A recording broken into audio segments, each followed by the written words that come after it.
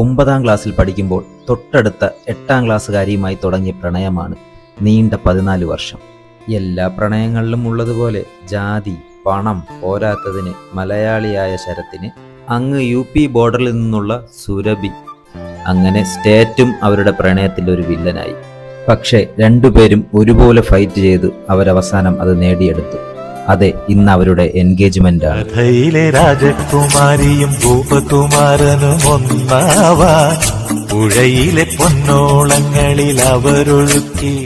എന്താ അല്ലേ, 14 വർഷത്തോളം അവര് രണ്ടുപേരും ഒരുപോലെ കണ്ട ആ സ്വപ്നത്തിലോട്ടാണ് അവര് നടന്ന് അടുത്തുകൊണ്ടിരിക്കുന്നത്.